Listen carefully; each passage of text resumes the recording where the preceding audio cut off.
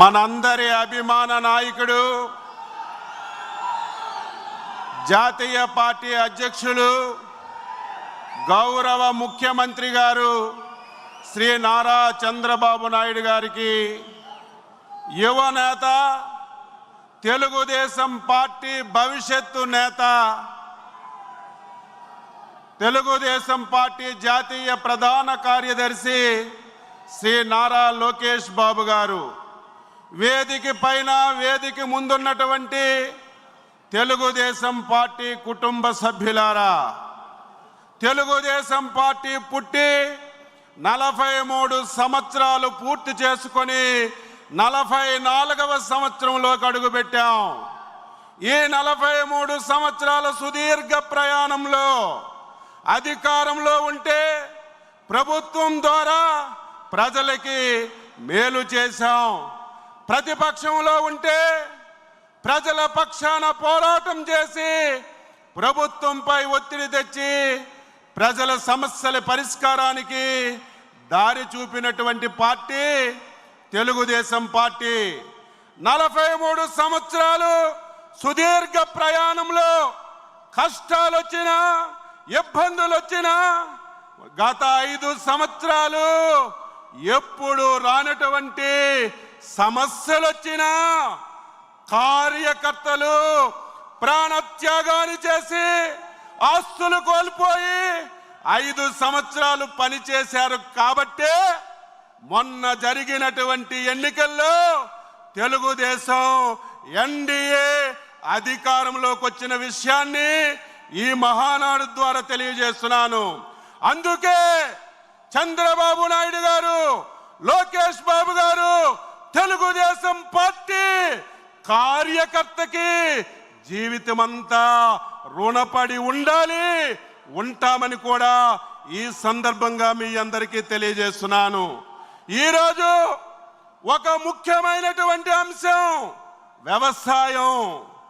ఈ దేశానికి వెన్నుముక రాజని మైకు ఉన్న ప్రతి ఒక్కరూ నిదానంగా మాట్లాడుతుంటారు, ఆచరించడంలోనే చాలా తక్కువ మంది ఉంటారు.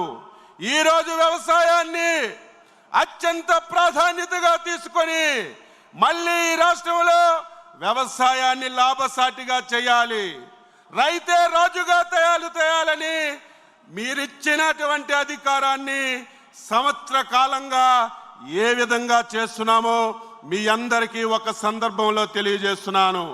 గత 5 సంవత్సరాలు అత్యంత ప్రాధాన్యత కలిగిన రంగాలు వ్యవసాయ రంగాన్ని, నీటిపారుదల రంగాన్ని గత ప్రభుత్వం తాళం వేసి అస్తవ్యస్తం చేసింది.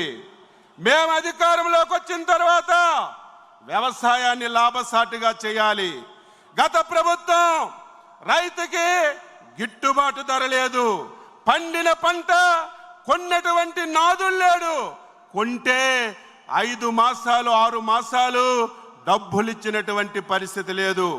మేము అధికారంలోకి వచ్చేసరికి ఈ రాష్ట్రంలో రైతులు ధాన్యం కొని 1600 కోట్లు గత ప్రభుత్వం బాకీ పెట్టిన విషయం గుర్తు చేస్తున్నాను.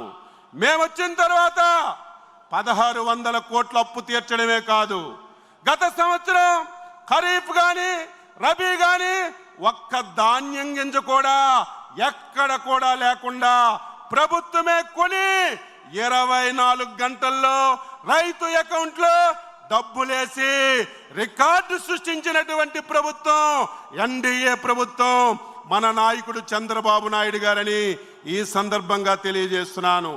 తక్కువ పెట్టుబడితో ఎక్కువ లాభాలు రావాలి, దానికి ప్రభుత్వాలు ప్రోత్సహించాలి. గత 5 సంవత్సరాలు మట్టి నమూనాలు తీసిన సందర్భాలు లేవు, సాయిల్ టెస్టింగ్ లేదు, ఒక యంత్ర పరికరం లేదు, ఒక స్ప్రింక్లర్ లేదు, ఒక డ్రిప్ లేదు, సకాలంలో ఎరువులు లేవు, విత్తనాలు లేవు, ఇన్సూరెన్స్ లేదు. ఎప్పుడైనా ప్రకృతి విపత్తులు వస్తే ఆదుకున్నటువంటి సందర్భాలు 5 సంవత్సరాల్లో మనం ఎప్పుడూ చూడలేదు.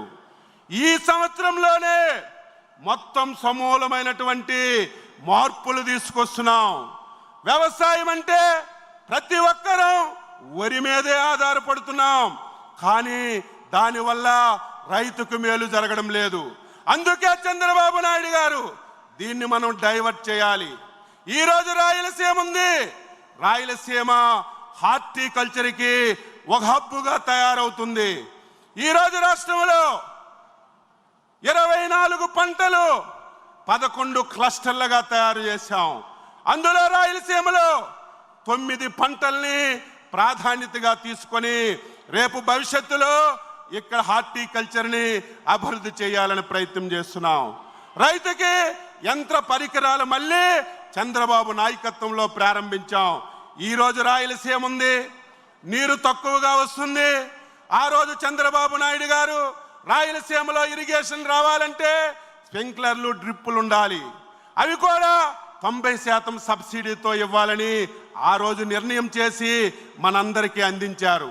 5 సంవత్సరాలు స్ప్రింక్లర్ లేదు, డ్రిప్పు లేదు. మళ్ళీ మనం వచ్చాం.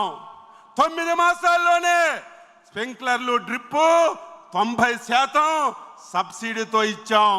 నిన్న లేదు మొన్న కేంద్ర ప్రభుత్వం ప్రకటన చేసింది, ఈ దేశంలో స్ప్రింక్లర్లో, డ్రిప్పులో ఏ రాష్ట్రం ప్రథమ స్థానంలో ఉందంటే ఆంధ్రప్రదేశ్ రాష్ట్రం అని కేంద్ర ప్రభుత్వం చెప్పిన విషయాన్ని ఈ సందర్భంగా మీ అందరికీ తెలియజేస్తున్నాను.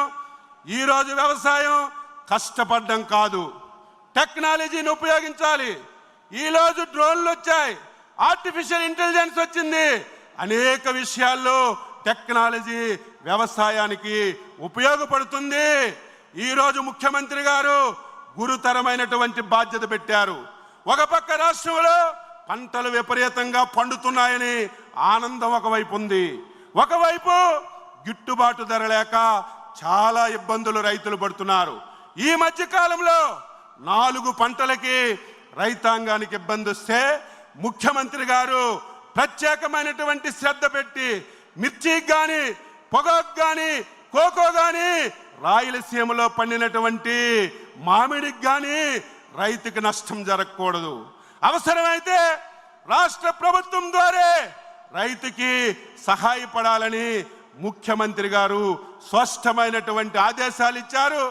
తప్పనిసరిగా మళ్ళీ ప్రతి ఒక్కరూ వ్యవసాయమే మేలు, వ్యవసాయమే చేయాలనే విధంగా ఈ ప్రభుత్వం ద్వారా మీకు అన్ని విధాల సహాయ సహకారాలు అందిస్తామని ఈ సందర్భంగా తెలియజేస్తూ ఈ సబ్జెక్టు మీద మాట్లాడే అవకాశం కల్పించినటువంటి ముఖ్యమంత్రి గారికి, లోకేష్ బాబు గారికి మరొకసారి అభినందిస్తూ సెలవు తీసుకుంటున్నాం.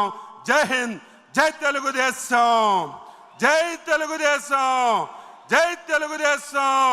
చంద్రబాబు నాయకత్వం, చంద్రబాబు నాయకత్వం, చంద్రబాబు నాయకత్వం, నారా లోకేష్ బాబు నాయకత్వం, నారా లోకేష్ బాబు గారి నాయకత్వం.